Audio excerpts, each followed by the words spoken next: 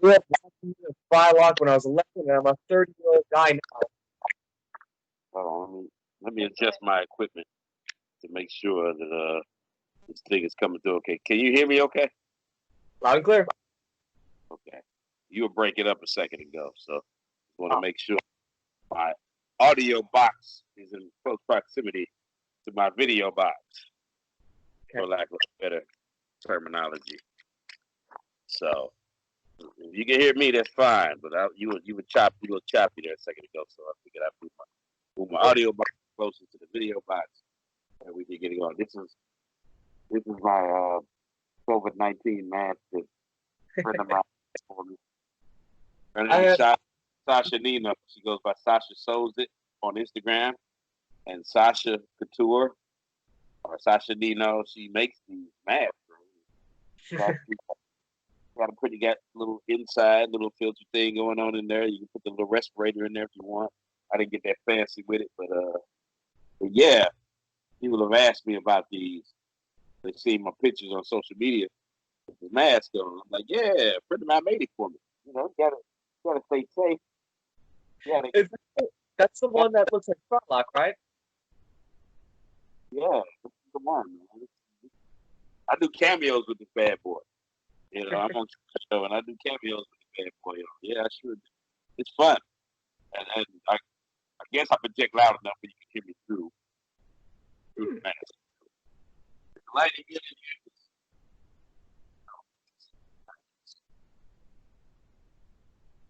Oh, okay. a little bit right. This is my living room, my Central Justice League headquarters for all product activities. The Dr. Teams have been disbanded. Probably had to do on his own, you know, these things. So, well, tell me about Uncle Pete. And, what's up with that? Are you an uncle? Oh yes. Well, I became an uncle like last year because my sister gave birth, and I'm gonna be an uncle again this year because my little sister's giving birth this year. What's that? So you've heard your moniker, Uncle Pete. That's what. How long have you been going by Uncle Pete? Ever since the first sister got pregnant, or what? Yeah. Well, my sister, I adopted the moniker ever since my older sister gave birth. My younger sister's given birth in this October. So at least you earned your moniker. You are an uncle. Yes. So Out I'm an there. I'm an uncle as well. Very cool. Got plenty of nieces and nephews back home in St. Louis, my hometown. You And, know. and can I say too that it's a true honor because I grew up watching you when I was 11 years old, and I'm 30 years old now. So it's like I watched Aqua Hunger Force since it debuted in Adult Swim in 2001. So what kind of childhood did you have? Your parents let you start off watching Aqua Teen at 11 years old. Ah, ah, Let me just say that it started with, I mean, back in the day, back in the 90s, I would watch The Simpsons. I would watch Celebrity Deathmatch. sit out there and watch these cartoons while I go to the my shit. Sit your ass down and watch these cartoons while I go to work. You know, I just get a feeling that that's what some parents did. You know what I'm saying? Put on your little cartoon with the French fries. You like that one? I'm going to the night shift job. Go bye. See it. Not knowing what they was getting their kids into. You know what I'm saying? It's just, remember that movie Sausage Party when that came out? Oh, I remember that. Yeah. Sausage Party And movie, right? yeah, they were taking parents were taking their kids in the theater to see this movie, right? It's totally Also, R rated. Carey, I pay tribute to you because I work in a special needs school, like kids that have special needs, and in order to make them feel good, about whatever, like I think of when Frolic would go, my man, I would go, my man, how are you today? That's sweet. How long you been doing that? Oh, since 2015. Oh, you must like it then. Still with it, right? Yeah, I graduated from college in 2015, and then 4 months later, I got a job in special needs school as an assistant teacher. Are you a special education major in college? Mhm. Okay. Well, you're one of the few of us who went through school and got a job in the field that they actually studied for. Yeah. Not many of your friends can say that. Yeah, what you go to school for? Well, I was an architect in college. What do you do now? I dump trash. You know what I'm saying? So, see I you me. understand. I spent many a time in the dish pits here in Atlanta with my college degree. This was during Aqua Team's run. You know what I'm saying? Those checks.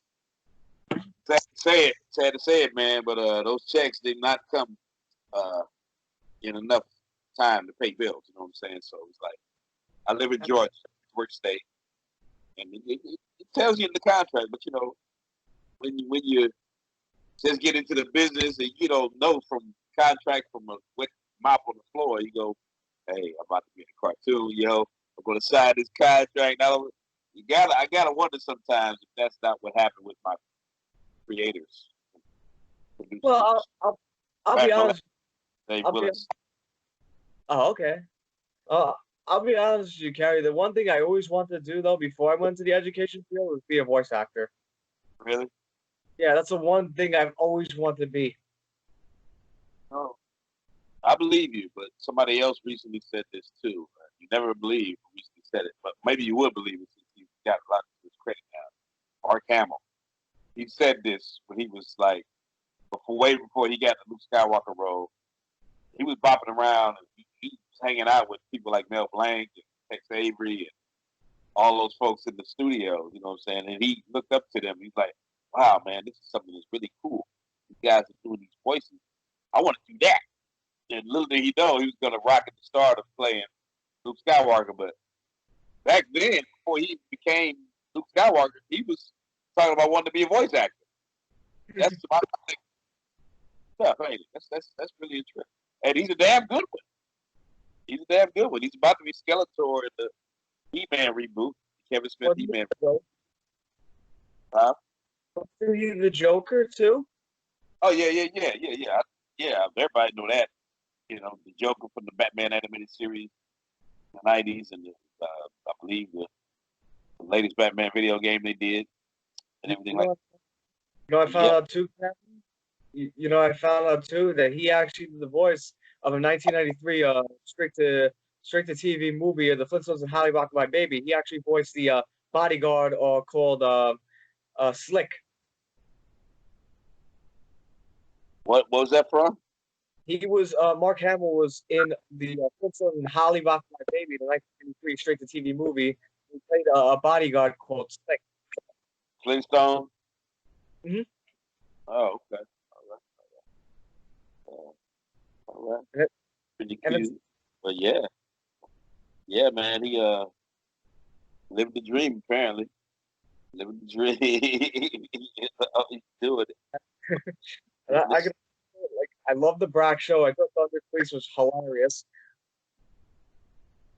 I love Frylock. Out of all of them, and I'll tell you, one of my favorite episodes of Aqua Teen Hunger Force, because Frylock was totally uncharacteristic of it, was Frylegs. Remember that one? Oh, when he killed the guy. When he steals the girl, it's like it's so different from the. Yeah, my only beef with that episode is they could have made the chick a little more attractive. I think maybe. Frylock with a little better taste than babes in that. You know what I'm saying? I mean, he's a nerd. You know, nerds like the finest thing they lay their eyes on. What exactly? I mean, they could have made him fall in love with Dusty Kazakis or something. That would have been a little better. You know what I'm saying? They got to give him something blob of a cable. Not that there's anything wrong with big girls. I've had my share back in the day. I just love it because Sprylock is supposed to be the voice of reason, like the father figure in general of the show, and then that episode was just totally the opposite of what he was. And they did a lot of episodes of the opposite of what he was. They emasculated my boy. You know, they discriminated him towards the end through the movie and everything. I guess I don't know what the reason was for that. You got to ask Dave Willis and Matt Malero about that because they wrote it. I just showed the studio. Can I ask Dana Snyder too? You could ask him. Carey, I loved your delivery on one line. Like it was called Dick Episode, and that was the one where Carl gets his dick ripped off. A classic, right? And the way you delivered the line was just incredible. It was like, well, you see, Carl, I removed your dick, so there's no need to remove it. And that's what we're like right now. I just realized that was a bad idea, and you should be on drugs forever. Yeah, it just ends up eating, I believe. That one. Also, my sister and I love canned banana. Oh, that's another famous one. I mean, I tell you what my favorite one is. My Which one? favorite Aqua Teen episode is Super Birthday Snake, of course. Remember that Okay. one? I remember that one. Nathan Scott Phillips, the snake, shows up and he staples the bloody ears to his head, ends up being devoured. My wife's coming in here with her shameless self-promotion attire that she's making. This is a dragon. I know it doesn't look much like one right now, but get the tail a little bit. Don't do it too much. It's a dragon. And she makes these pieces of jewelry. Whatever. You know how, Carey, you know how I think the Frylock too is the fact that he has braces just like I had braces back in the day. So you identify with the character. Did you I try do. to grow up with Because most of the kids I grew up with were like more jokesters, and me, I was like the serious-minded one, like Frylock. Oh, okay. So you had a few shakes and Carls in your life. Oh, I had a bunch of calls growing up. Where you live? You live in New York? I live in Brooklyn, and like 10 minutes away from Coney Island. Brooklyn in the house. Yeah. I live in Brooklyn these days. I know we live in a whole new world now. Crazy stuff going on. 2020 kicked us right in the nutsack. Everybody. It's like you wake up in the morning and it's like somebody just takes a sledgehammer and just swings right into your nutsack. That's what it felt like. Anyway, a couple of events. But, sometimes things need to happen before we can heal. You know what I'm saying? And Do you think he'll get another term? Trump, do you think Trump will get another term? I don't want to go into politics on your show. No problem. I Sorry, don't want to get into that. I don't want to get into that. I don't want to talk about it. Sorry about that. He said too much already. But I could go on a diatribe right now. But I just did watch the man's funeral today, George Floyd's funeral today. It was quite emotional, considering that we're still talking about this so many years after Dr. King and the marches they had, and getting hosed and dogs sick on you just because you wanted to vote, much less lives, black, white, Latino, all that. It's just a trip. To see this going on still today is saddening, and we got a lot of healing to do. And that's all I'll say about it. You know what I'm saying? But I'm not going to get political. My wife wouldn't like it very much anyway. If I got political. No worries. Like, did you have a least favorite Aqua Teen Hunger Force episode? Yeah, I do. What was your least favorite? My least favorite, the one where they gave me cancer. Gave Fry cancer, and all his fries were falling out. So, is that the one where they kept singing "Party, Party, Party, Party"? Okay, and I met him in real life. I met the guy who the guest star, and he was dressed the same way he was in that episode: white jeans and a white T-shirt. And he showed up at this venue in Decatur, Georgia, huge college town, and he gave out free cold pizza. And he talked about the positive power of partying for over an hour. No lie. He was on a national tour. And all he did was go around the cities. And I assume he gave everybody pizza wherever he went because, that was cool. He fed us. But I had a buddy who had, access to this event. Like, yeah, man, we're going to go hang out with Andrew WK. I was like, who? Like, the guy that was on your show. I was like, okay. I thought, people think they assume I meet the guest stars come on the show. And I'm like, no, I didn't get a chance to meet that porn actress that was in season 5, even though she did come to Georgia to do her VO. One of the interns was bragging about it. Yeah, she was in the studio and I was in there too. And I was like, oh, you only called me in for that one. But no, Andrew WK came to town. we took a picture, selfie, and everything. The guy that I was with told him who I was. He's like, "Oh yeah, man, yeah, did the show, cool."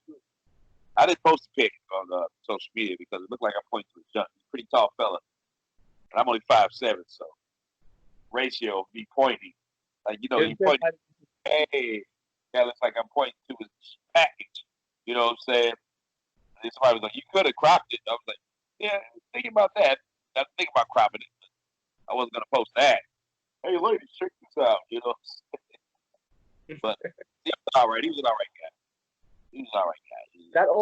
That episode also had Eugene Merkman, right? The guy who would go on to be Gene from Bob's Burgers, right? He was the doctor in that episode, right? We're talking about H. John Benjamin. I'm sorry? H. John Benjamin. Yeah. Archer. The voice of Archer, the voice of comic book guy. He's the comic book nerd in Family Guy. Comic book nerd. Yeah. And then one of my favorite episodes. Go ahead. Oh no, I was just gonna say like one of my favorite other episodes too, where Frylock was very prominent in was Bible Fruits. Oh, Bible. He got tired of his regular friends, so he figured he'll get him some new. Had Christian Shaw, David Cross, and H. John Benjamin as the Bible Fruits. That's a good one. That's a real good one. Even like, when I think about like the first episode I ever seen of Aqua Teen Hunger Force though, like as a kid, was Ham Banana. Yeah. What did you think of that? How old were you when you saw Ham Banana? 12, 11? I was like 12 or 13, like when I saw that episode. And all I just picture was the dog. And you actually did do the voice of the dog, but in Frylock's voice. Like, he's like, you know what, Carl? If he's giving you that, then he must be a bad dog. I sent him to the pound. Wow. Yeah, that's a popular one for some reason. All the sexual innuendo ones are always popular. Ham Banana and Think So. I still don't know how we got away. Even when they had the clean version, Think So, when they showed when they had the rainbow pixelated dicks. Even that was still raunchy because Wongburger still did. You know what I'm saying? I know. I just look at that episode. I just can't believe some of the verbiage in that episode. Like where Frolic goes, "You can't be going around collecting other people's dick." He's like, "Are you telling me I don't know dick? I have a degree in dickology." Funny sidebar on that though. For a long time, I don't know if you ever go on IMDb and look up people's profiles or whatever. I have a profile on IMDb. That's why I thought you started naming off all my characters. I'm like, "Oh, so you done your homework, huh?" He's like, "Yeah, that's Jonah Bishop or Thunder Cleese or Brian Log." And I'm like, "Oh, he can look me up on IMDb." But anyway, you can do that. You can look any actor or actress up on IMDb. For a long time, before my wife lobbied to get this changed, I was known as Dick Means on IMDb. And my wife would get livid.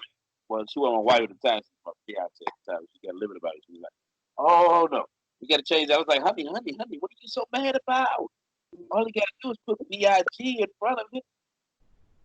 Get it? Jeez. So anyway. I'm going to be honest with you. I grew up watching Thunder Cleese because I love the Brack show. I love that show. In fact, there's one episode where, like, I think the father of Brack works at this factory, this yogurt factory, and he has a note, and then one of the characters goes, "Hey, let me see that note," and he eats it. He goes, "Whoops, somebody ate it." But yeah, get back to the Dick Means story I was telling you about on IMDb. So this is what I figured had happened, right? We're talking about Dickaso, the episode Dickaso. Right? So if you notice the credits of Dickaso, all the voice actors, everybody in the episode is called Dick Snyder, Dick Means, Dick Willis, Dick Malero. Everybody's name is Dick in front of it. So I'm figuring some intern at IMDb is sitting there typing in who I am, looking at the credits of that episode for some reason. I don't know what the reason might have been. I guess they was doing some research, trying to figure out how to spell my name. It was like, his name Eicka. That's it. Yeah, so I guess the only thing I could figure. They eventually ended up changing, but all I could figure is somebody just looked at the lost in translation. Yeah, something like that happened to me before when I did a softcore hentai called Very Lesson. Back in this was back before I got Fry Life on Thunder Cruise. I was doing bumps and stuff for Cartoon Network already. Anyway, Tsunami and stuff at the time. I was all over the place. And my agent called me and said they want you to do an English dub on this Japanime movie, Japanese anime. I was like, oh, okay. So I went to the studio, did this thing, played two different characters in the movie. I played the coolest kid in school and the nerdiest kid in school. The nerdy kid had a fetish with dolls. So if you ever watch a movie called Very Private Lesson, I'm definitely the nerdy kid with the glasses who has a fetish with dolls. And the cool kid in school gets beat up outside of school by bullies. But that's the smaller part. But anyway, they messed my name up. They called me Casey Mans or something like that. Like, 'cause I thought I was like, this is it. I'm gonna start doing English dubs, anime, movies, TV shows and stuff. It's gonna get paid, baby, yeah. Nothing after that. I couldn't figure it out for the longest until that movie came out on DVD and it said my name was Casey Mans. I was like, that's not true. But stuff happens. Stuff happens. And my father-in-law was calling my phone. Honey, Dad is calling. Can you call him back or something? Is it very because even though IMDb also has stuff I never even knew of though, like you were in a show called Covert Ops, like as Lieutenant J.G. Dorn. That is an ongoing project. It just kind of got started up with my buddy Michael C. Crops and his little crew over there on YouTube. So he tapped me to be in that. He's getting the funding together and things of that nature. I usually don't jump on board stuff like that, but he started paying me, so I jumped on board. Aside from Frylock, there's like Dave Willis, and I think Dave Willis does he does Meatwad, Carl, and Banana, and one of the Moon Knights. Was Frylock the only character you did on the show, or you did more? Frylock was basically it. But if you remember in the first season, there was an episode where Carl is on trial for murdering trees or something and ripping his skin off, like for whatever reason. And all these trees are going guilty. I was one of the trees that said guilty. Oh, okay. Like on Superman 2, when they were condemning General Zod and his group. So if you want to say that I did as a voice, that would basically be it. But no. There was only one other time where I wasn't Frylock, and that was when they did the Space Ghost episode, Baffler Meal. Oh, I love this show. They kind of pulled a fast one over on the general public, make them think that Aqua Teen was a spinoff of Space Ghost, which really kind of wasn't. It kind of almost started at the same time. Space Ghost was first, but then Aqua Teen showed up. But it really wasn't a spinoff of Space Ghost, so they just kind of made the public feel that it was. By doing the Baffling Meal episode where Dave Willis and Matt Malero did the voices of Frylock and Jake. And if you notice, go back and rewatch the episode of Space Ghost Coast Baffling Meal, you will notice that they sound like the Moon Knight. They basically are doing the Moon Knight as the Aqua Teen, so it's really weird. But that's how it goes. Yeah. Oh, but the Frylock back then was, he was totally the opposite of what you portrayed in the Frylock we know, like the Frylock that we saw in Space Ghost. It was like I said, he looked and sounded like Earth from he had arms and legs. But speaking of the design of Frylock, the guy who designed Frylock and Meatwad initially, he's no longer with us. Late great Clay Croker, who was the voice of Korak on Space Coast Coast to Coast and the Brack Show, and he was also the voice of Dr. Weird and Steve on Aqua Teen. He was the voice of Voltar on Space Coast Coast to Coast. Clay was a very dear friend of mine, and I miss him. Very talented individual, man. He could do anything you could think of about comics or comic books or cartoons, Hanna-Barbera era up to now. He knew all that stuff. And matter of fact, he saved my ass at a panel one time. He and some other voice actors were on this panel with him at DragonCon here in Atlanta a few years back before he passed. I think it was the last time we did together before he passed away. And 90% of the questions were geared for Genesis of Cartoon Network. And none of us knew what the answers were. I mean, I didn't come on board with them until like 2001. You know, I was doing stuff with them since 97. But officially, I wasn't with them until Aqua Teen started. But anyway, Clay was giving all these questions, man. He boom, right on it. We all came up to him afterwards. He told us that, man, you saved our ass. Man. We wouldn't know what to do. These questions these folks were asking you about basically a starting point for Cartoon Network and Adult Swim. And he was there from the beginning, man. I miss him dearly, but anyway, enough about all that. So, yeah, doing Thunder Queefs on the Brack Show, very therapeutic because I got to yell a lot. You know what I'm saying? If you know the Thunder Queefs is always talking about Brack, I blast you, but down the street. And you had the Three Hams episode. The Three Hams came along because we found out that I was classically trained, opera, sing bass in the choirs, and the Atlanta Symphony Orchestra, the Atlanta Opera Chorus here in Atlanta. They found out I was classically trained in that manner. They take use of that. So that's where the episode about the Three Hams came in. They had about Three Hams.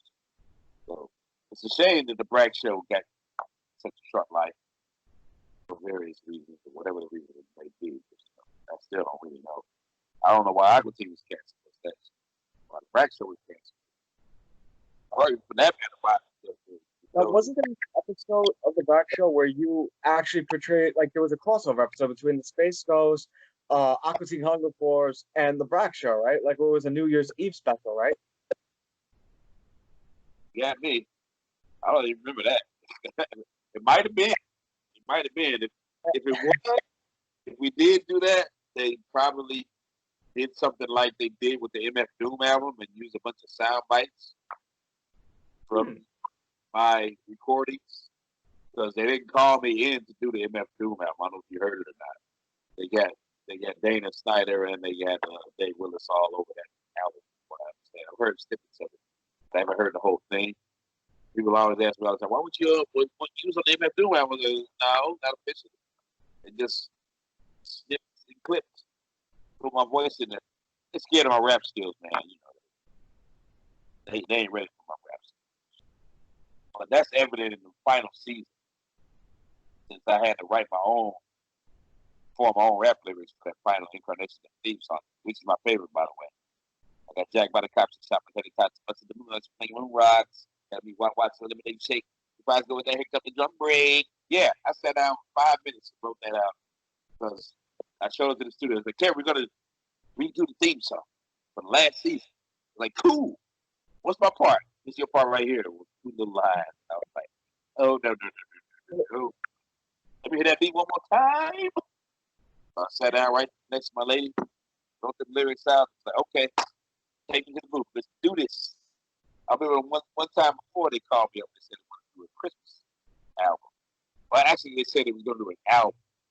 They didn't say what kind of album it was. It was like October, November 2006 or something like that.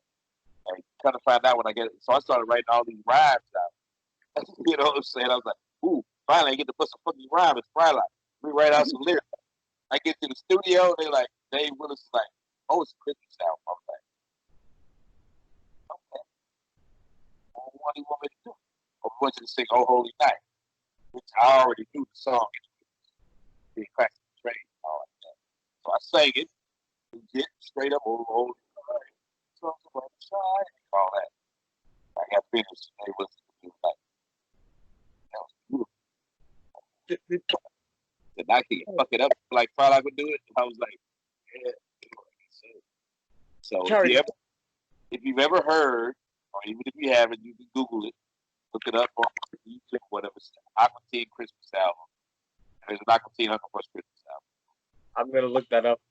Like definitely. But out of all the theme songs, because Aqua Teen, I believe had like maybe 4 or 5 different intro songs. Which was your favorite? I think they would change it. It's got something to do with the fact that we would never syndicate it because we never had any commercial sponsors. So ergo, therefore, no residuals for the cast. You know what I'm saying? At least not for me. I can't speak for the other cast. Maybe they get them, but I'm not. But yeah, that was a big deal back then. I guess it was our way, or the writers and creators' way of jabbing it to the man by changing the title and the theme song. If you remember correctly, they were doing the same thing with Squidbillies around the same time. Yeah. They were changing the theme song to Squidbillies like every episode. Instead of Aqua Teen, was like one season would be 6 shows of this, would be Aqua Unit Patrol Squad, and then 6 shows of that would be Aqua TV show.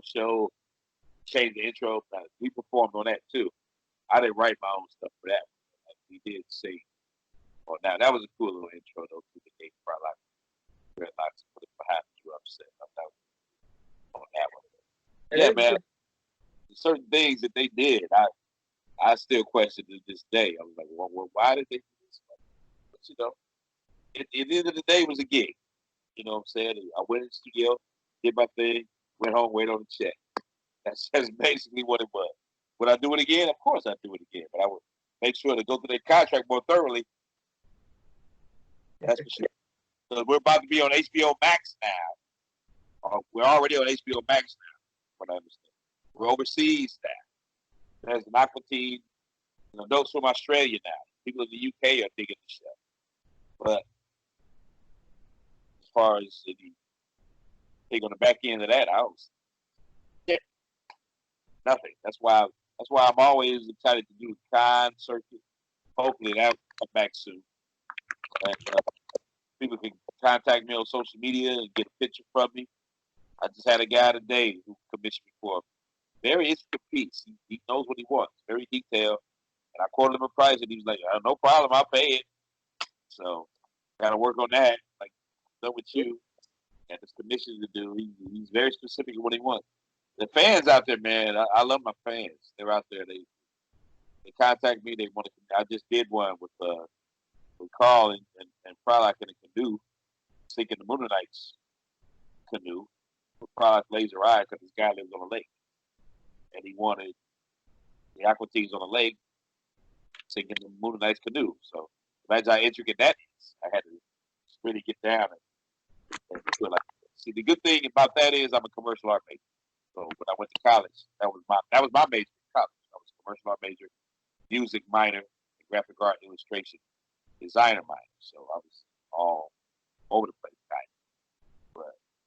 But being classically trained in opera and stuff like that helped with my acting career.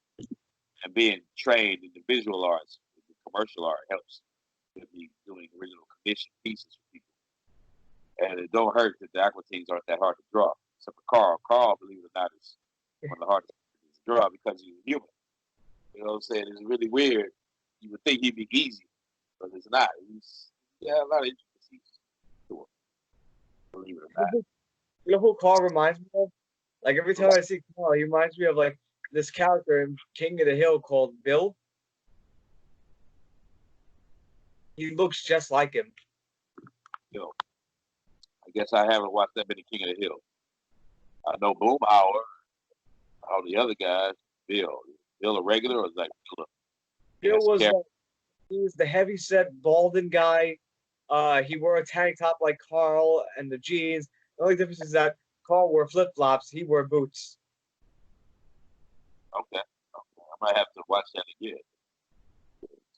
Did you like the Plutonians though?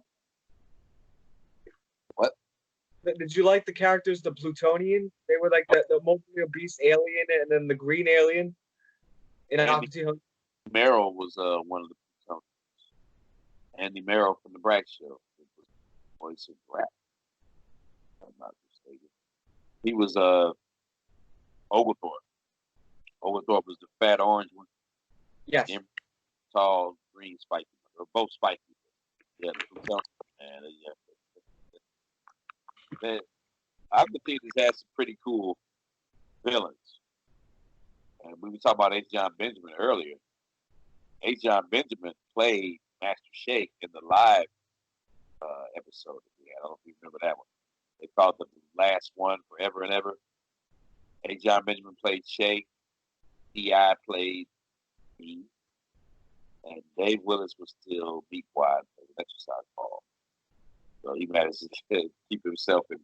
He's the only person that's been in every single episode of Bible 200 Boys. For obvious reasons. Carl is Be Quiet. I mean, you can't get around it. He writes the damn shit, so you can't get around not having him in an episode. Anyway, that was Him, and let's not forget H. John Benjamin was one of the Bible Crew guys. He was Yes. also Mothman, the Moth Monster. Early first season, like second or third episode. yes. Like asking to call someone as Of course, you had the late great C. Martin Croker too. Yeah, I was talking about him earlier. But the thing about him is, I don't know if you've ever been to Georgia, but if you ever do come to Georgia, go to the Stone Mountain Laser Light Show. There's a laser light show in Stone Mountain. He either single-handedly or co-designed it, what I understand, when he was like a teenager. He was like 15 to 18 years old. So that's some of his work. But, I mean, he was just a phenomenal guy, man. He actually designed Fry Like a Be Quiet. He designed the 200 monster from episode 200 when they had the 200 monster. That was his design as well. Clay he was just walking thesaurus, man, when it came to anything. If you give you a little tidbit of information. If you look up on YouTube, there is a clip of myself, Bob Camp, co-creator Ren and Stimpy. Oh, I remember. And C. Martin Croker singing the theme song from Super Chicken, 1960s TV show. Super Chicken, yeah. And it was filmed by one of Frank Rosetta's granddaughters at Dragon Con. So that's still floating around on YouTube somewhere. It's hilarious because she pulled out her iPhone. She had an iPhone back when nobody had one. She pulled out her iPhone. Well, it was you singing Super Chicken, right? Yeah, me, Bob Camp, and Clay Croker were singing theme songs to 1960s cartoon Super Chicken. I don't know if you remember that. When you buy yourself a danger, when you buy a special, when you think you might take a lick, call Super Chicken. That's how it goes. Of course, by the second verse, me and Clay were mumbling. I did. Through all the lyrics. I did. By the way, Camp. People put the negativity on the Ren and Stimpy show because the other co-creator was something about pedophilia or something. But that's not Bob. Bob is the other guy, not the guy that was accused of pedophilia. I can't remember his name. I never met him. I do know Bob. Bob is a close friend of mine, so I know. He's cool. I see clips of him. He's very cool. Like I grew up. I idolized. Obviously you're one of the persons I idolized. You are Billy West, who voiced Ren and Stimpy. I love Billy West. John DiMaggio. I grew up loving. I mean, basically my childhood. Like Rob Paulson is another one. I know Rob. I know Rob. I know John. And I met Billy. I don't know Billy like I know John, but I know John pretty good. So I've run into John a lot, a few times around, and we shoot stuff, talk, joke around all the time. And I don't know Billy personally. I did meet him when they came to Dragon Con one year. Chance to Futurama. Phil. Did you meet Maurice LaMarche? Huh? Did you meet Maurice LaMarche? Who was that? Marissa Marsh did the voice of the brain. He was on Futurama. Like he did a lot of voices. Like What a he was name. I think I met him. No, I don't think so. I don't think he was there. Katie Seagal wasn't there either. So, uh, but the I rest was of those. I also grew up idolizing. You know, he's no longer with us, God rest his soul. But I grew up idolizing Phil Hartman. Oh, yeah. You can't, you Love can't Phil talk. Hartman. You can't talk about the VO industry or TV's Playhouse, which I've been recently started watching on Netflix. I remember when TV Playhouse was new, man. I was in college, man. I used to watch this show on Saturday morning. TV's Playhouse, you know. And you know it wasn't for kids. If you watched it, it really was not that kid oriented. You know what I mean? Especially when the well endowed neighbor would come by. You know who Even- Cowboy Curtis was on that show, right? What was that? You know who Cowboy Curtis was?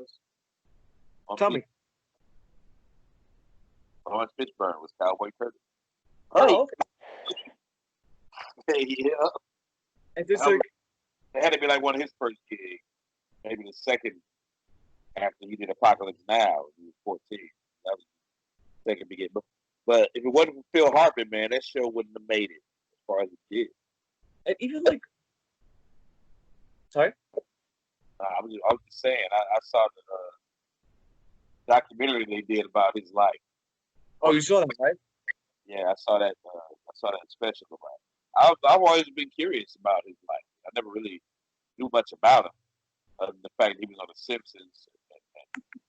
I loved him on The Simpsons. Like, especially like, he would do like these ludicrous things. Like during the like recordings, he would be like, "Hello, I'm Joy McClure. You may remember me from such films," and it would be something ludicrous like, "You may know me from such educational videos as lead paint, delicious but deadly." Hilarious, man. And he was on Saturday Night Live for a minute too. Yeah. It's a trip how life works, how life works, how stuff works out. It's crazy. I don't know if you saw that special about his life, but if you get a chance, check it out. It's a trip. I ain't trying to bring you down or nothing, but it was a trip. I'm just Yep. glad I found a woman that I can trust and I love. And as far as I know, won't shoot me in the head. You know who else I just love though, and he's been on the show numerous times. We worked with him. George Lowe. Oh, Papa George. Oh, yeah. I love George Lowe. He scoped himself. He used to carry around, so you can tell him I told you this too. When he used to go to auditions back in the day, he used to carry around a can of potted meat with his headshot. He would hand out potted meat with his headshot and call himself Mr. Beefy. You just been auditioned by Mr. Beefy. I could do a little bit, George. But the late great Clay Kroger, he could do it way better than I could. Old George, me and George did a con last year called Rob Con. We did Rob Con together. Did a panel together. It was epic, legendary, fantastic, good stuff. In fact, it's on YouTube somewhere. George Lowe and Carey Means panel on Rob Con. Google that. Whatever it is today. I don't know. But yeah, man. It's been a hell of a ride, and I hope it's not over yet. So, you know, there's rumblings and rumors going around about Aqua Teen coming back. I've even heard this from one of the co-creators of the show. I won't say your name, Dave, but you can tell me that. But we'll see what happens. It's good that some of my castmates are still working at Adult Swim. Good for them. Real good for them. But hey, I'm not bitter. I'm not mad. I'm just plugging along. The next opportunity. You know what I'm saying? That's what's up. So cool, like how like you, Dana, and Dave bring that magic and opportunity Hunger Force. Like every episode, someone tells me like out of all the shows on Adult Swim, I always get to like, what was your favorite Adult Swim show, and it was always Aqua Teen Hunger Force. Venture Brothers is good. Which is a take on the old Johnny Quest episodes. I don't know if you remember that, the old Johnny Quest show from the 60s. I remember And Dana's on there, and they're doing oh, I don't know if you saw. Have you ever seen Ball Masters? Dana and Dave are on that. Ball Masters. Oh no, I didn't see that one. That's the guy who did Super Jail. Same guy who did Jail created a show called Ball Masters. He got Dave Willis on there as a writer and a voice, and he's got Dana Snyder on there as well. Dave's doing good. He's got Paradise PD. Paradise PD on Oh. Netflix.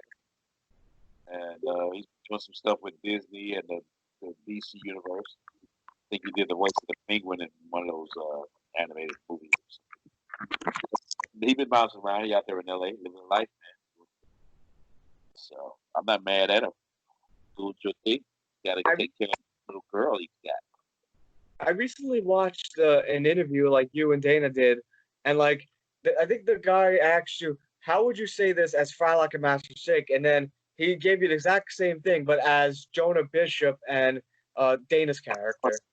That was that Denver Comic Con panel that we did.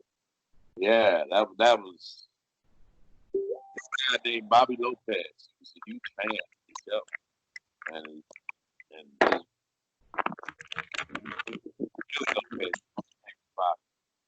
Bobby Lopez is the guy who did like music for Frozen, Avenue Q, and he's like one of the youngest people to win all these awards and stuff like that. And Billy Lopez is his younger brother. So Billy, I'm gonna make a show, and I'm gonna have the Aqua Teens on my show. And Danny, we didn't do it. He had me, Dave Willis, doing the same voice as Carl, Dana Snyder doing the same voice as Magic Shake, and me doing the same voice from Frylock. But we were all like human characters instead of food products. Yeah, you get a chance, you can look that up. Probably see a season or two from Nickelodeon. The show actually was doing well. It started like 2016. If you look it up on IMDb, Welcome to the Wayne, that's picture right there. On my banner behind it. But if you look up the show Welcome to the Wayne, check it out. A lot of people were referring it. They were comparing it to a show called Gravity Falls. Oh, I love that show. But then again, I love Christian Shaw. So I don't know if that's what it was that hurt the show or not, but apparently the show was nominated for an Emmy. Welcome to the Wayne was. And we had maybe 3 seasons gotten out of it. It even went overseas and started making money over there. Now that show I was getting residuals from. That was a SAG. So I was getting nice residual checks from the little short-lived show. But it's really weird because my wife would tell you this. If you look it up on IMDb, it'll say 2016 dash nothing. So our shows have their length of time that they were on. Yeah. Well, it doesn't have an ending date. It's very strange. aside from Oxy Hunger Force, was this one of the shows that you, Dave, and Dana did together? Yeah. Okay. Yeah, the Billy Lopez, the guy who created the show, he was determined to get all of us in the cast. In fact, I was lobbying to get Clay Croker in the cast too, because I knew Clay could do all these voices and stuff. Kind of on the fence about it. Then next thing you know, Clay passed. He's like, "Oh man, I should get Clay on the show." I was like, "Well." I remember they ran a huge tribute on Clay when he passed away. Like when I was watching Adult Swim when he passed away, like they just ran a bunch of tributes for him, and I'm glad because he was such an icon in the like Cartoon Network. You know, he was in Space Ghost Coast to Coast. He was on the Brack Show. He did Oxygen Hunger Force as Dr. Weird and Steve. Yeah, yeah. Clay was a man, man.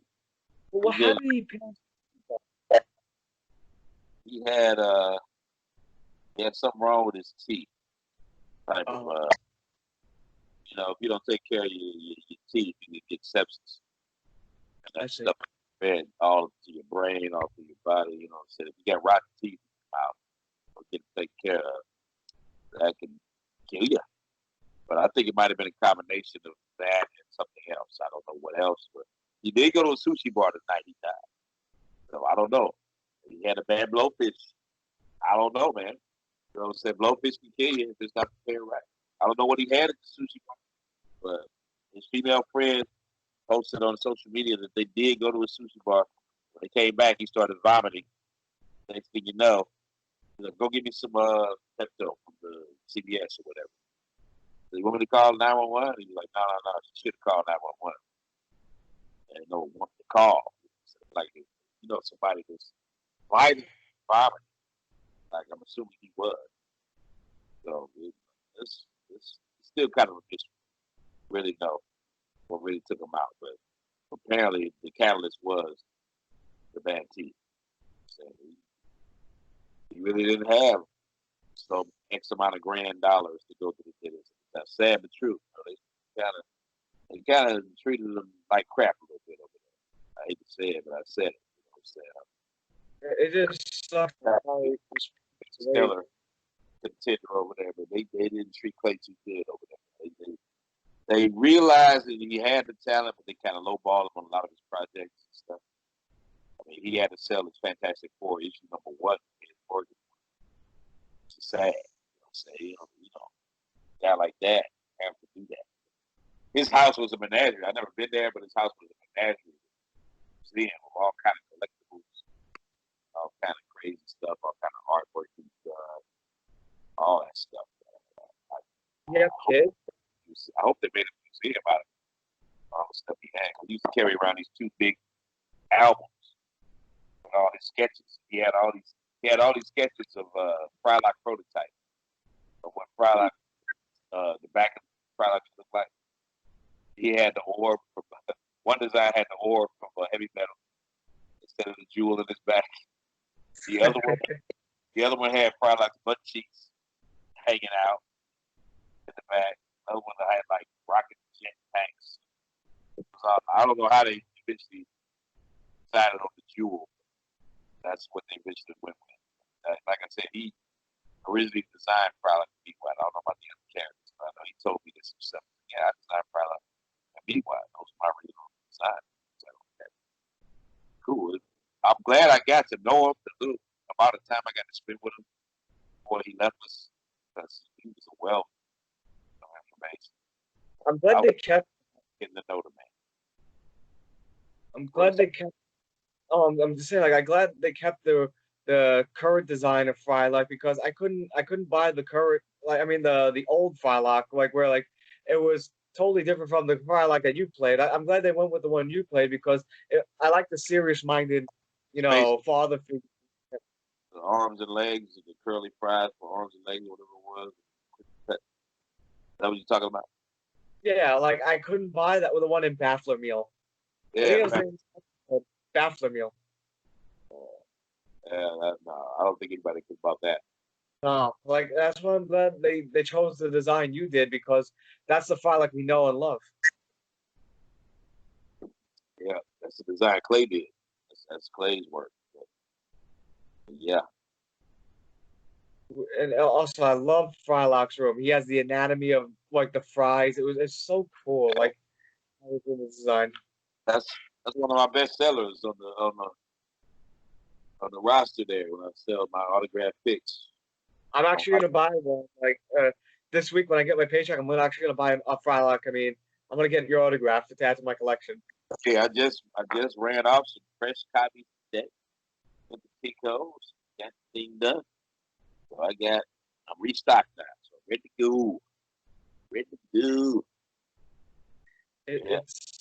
I'm excited about working on this commission for this guy, because he went real intricate what he wanted. He's like, I want Frylock to be pimped out. I want Carl to have Ham Banana on a leash. I want the Moon and Ice flipping people off. I want the Aqua Teen house in the background. I want this. I was like, okay.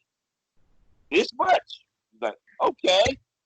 But he said, I was like, I got some work to do. Also, Carey, I'm gonna tell you something you're gonna absolutely love. But you remember the episode Ezekiel? Oh, let's just say that with my baby niece, like I do what Sherlock did, like when he picked up Ezekiel, and I go, "Hello, little," like I go, "Hello, little girl," and like just to make her laugh. So I did the same thing Frylock did when he picked up Ezekiel. That's cute. That is cute. Yeah, man. I don't know what to wait on. You can just go ahead and get us back in the saddle so I can eat. You know? I thought Patton Oswalt was really good in that episode. Yeah, man. There's so many. You got super fans out there, right? When I do these times and stuff, they remember it. They remember every line, every episode. They remember every episode. I went down and break it down by synopsis. And I'm like, I don't even remember what I ate for breakfast last week. Come on, dude. Another one, like I remember, I think Bill Hader was in the episode too. It was the balloon episode. Oh, Balloon Star. Well, there was like two balloon episodes. Yes. There was one with Hitler. Brought Hitler back. And I just remember Frylock just nonchalantly pointed the balloon Hitler, and then Meatwad goes, "Gefilte fish." You know he was gonna pop him anyway. You had to pop. You can't let Hitler. Oh, it's so funny. You had to pop. Pop. There's that one, and then the one with Carl, like when I think they worked at the Powerpuff Mall, which was a nod at the Powerpuff Girls, and that's the inside joke right there. A lot of people don't realize. It was from the episode Meet Fuzzy Lumpkins. Fuzzy Lumpkins. It was a reference to the Powerpuff Girls, and Frylock and Master Shake worked at this meat thing where like they literally turned meat into like liquid. Right. Yeah. And then Carl goes like he's watching Meatwad, and then Frylock goes, "Carl, have you seen Meatwad?" He goes, "Yeah, I saw him helping himself to the drug cabinet." Yeah, it's one of those shows, man. That I don't know. It touched lives in a way that I never really would thought that would touch lives. I've had people come up to me, tell me that I've gotten them through some of the toughest times they ever experienced in their lives, just from laughing at Aqua. You know what I'm saying? I mean, cancer patients, folks who ain't with us no more. I'll go to a con, next year I come back and be like, yeah, he's gone now. We really love that autograph you gave him. Stuff like that, man, just touches me. And then I'll get 10-year-olds and 9-year-olds come up to me, fans, like, now. And I'm like, how old are you, boy? It's like, I'm 10. Where's your mama? She's over here. Get over here. She got the money. Bring her over this way. But yeah, man, I had this kid at New York Comic Con come up to my table, and he was dressed as Rick Sanchez, Morty, who, by the way, gets started on our show. The guy who does Rick and Morty, Justin, whatever, he does Rick and Morty's voice. But anyway, he was the sausage, the beef jerky mascot on the very first episode of the very last season of Aqua Teen Forever. Yeah. So this kid, this 10-year-old kid, comes up to my table and when I'm at New York Comic Con, he's like calling coffee. He's like, Ma, it's Friday. Oh my God, look who it is. I'm like, how old are you, boy? He's like, I'm 10. Tripped out, man. When 9 to 10-year-olds come up to you, you're either doing something wrong or right, I guess. And if your parents was cool enough to let you watch Aqua Teen at 11 years old, I guess they're cool enough. Oh, yeah.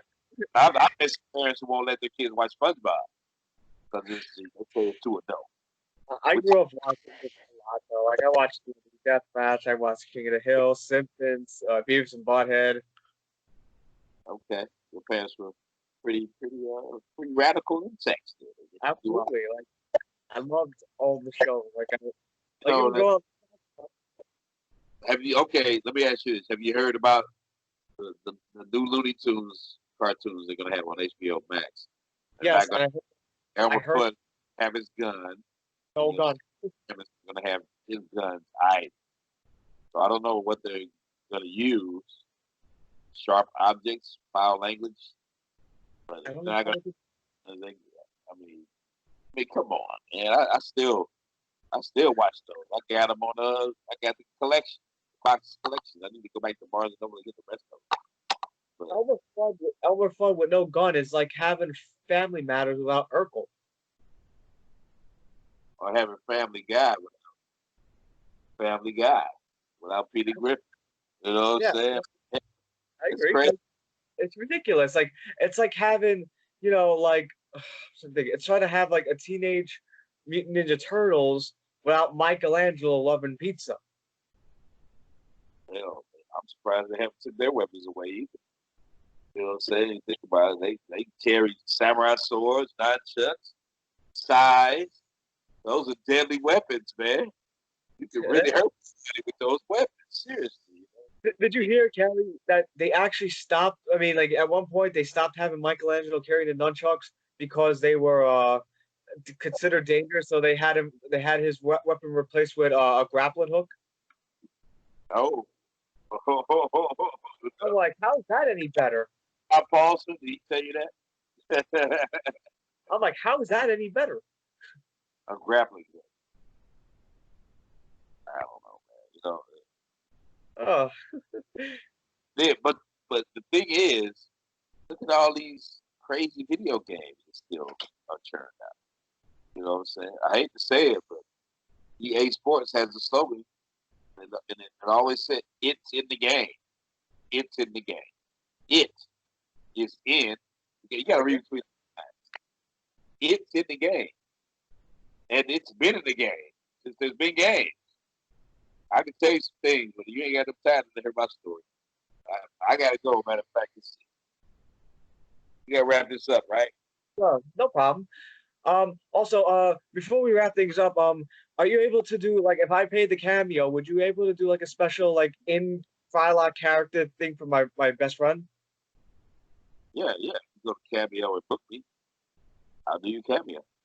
Cool, Absolutely. because he's a huge like me, we're a huge fan of Aqua Tung Force. He's a huge fan of Frylock, and he's a very intelligent guy. Like he is very he's an engineer, and he loves Frylock. Great. Cool. Cool. Make sure to include that description in your Cameo. Absolutely. And again, I appreciate the interview so much, Carey. It meant so much to me, especially I grew up watching it. My pleasure, brother. My pleasure. I appreciate you. Thank you so much. And your Skype on deck. Took you a minute to get it working. I understand how technical difficulties can occur when you're recording certain things, but appreciate you, brother. Thank you so much, sir. And we'll talk in the future. Talk in the future, sir. Take care. Brooklyn.